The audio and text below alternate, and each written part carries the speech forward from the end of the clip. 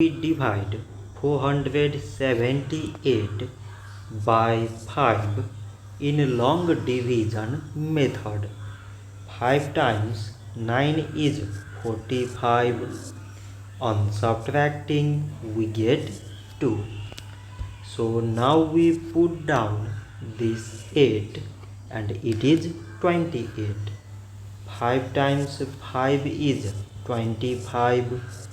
On subtracting we get 3. So now we have no any other number to put it down. So we take here decimal, so that we put 0. So it is 30 and 5 times 6 is 30. On subtracting we get 0. So 478 divided by 5 is 95.6.